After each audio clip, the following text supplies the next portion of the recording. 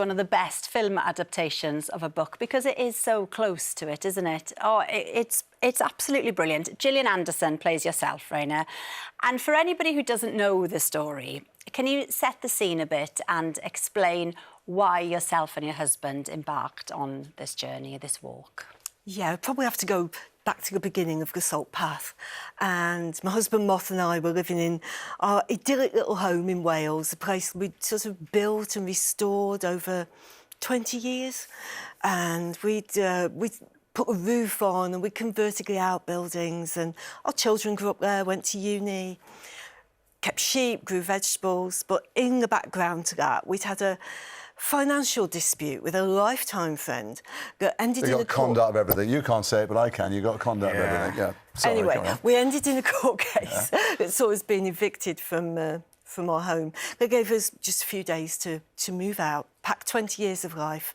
And in that week, Moth had what we thought was going to be just a routine hospital appointment, but it turned out to be anything but.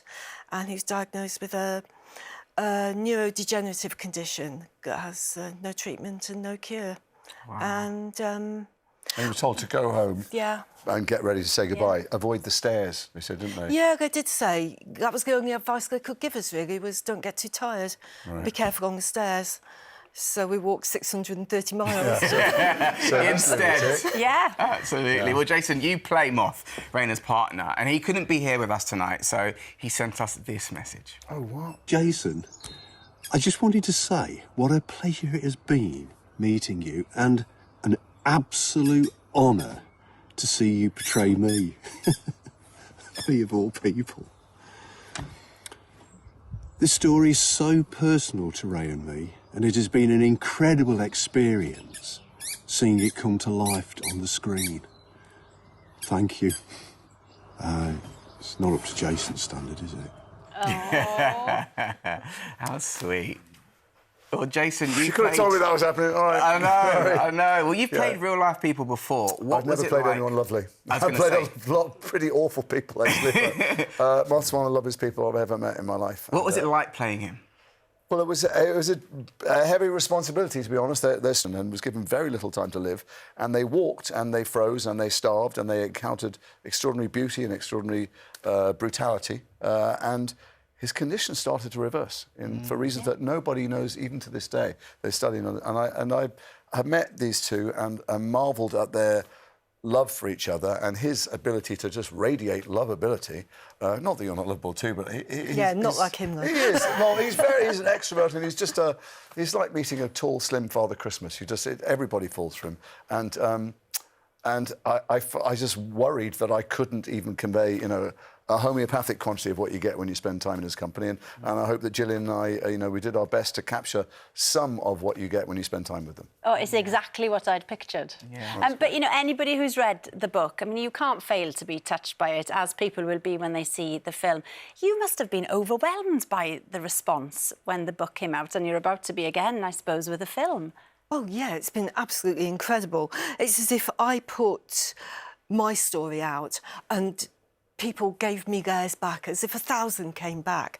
And I think that's been a huge privilege of this whole experience, has been sharing other people's stories and sharing, their lives with them. And so in a way now it's almost become like our story rather than just mine, I think. Also, Ray and Moth, when talking about the film coming out, I can't imagine how weird it is, to be honest. Coming, visiting and watching other people pretending to be you in a kind of condensed version of this traumatic time of your life.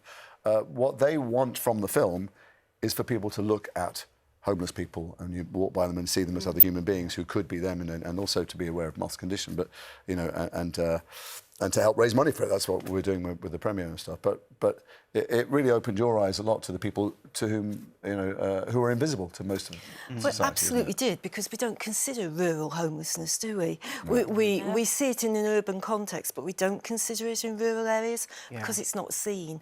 But it doesn't mean it doesn't exist. It's there in a very hidden form, and I think that the film and the way you've put it over, it brings that to light. It brings them out of the shadows, and it'll do something powerful in that respect. One of the special things for me being part of it, I know it's true for Gillian as well, is that most stories are stories. We're used to them. They're well told, they're well structured, they've got a beginning, middle, and end. But this is to them. So when you're watching it, if it was a film that had been, scripted from the beginning, you think, well, I know roughly where it's going, I know how it's going to pay off, but everything that happens in it is something that happened on their journey, which is such an unusual experience as an audience member.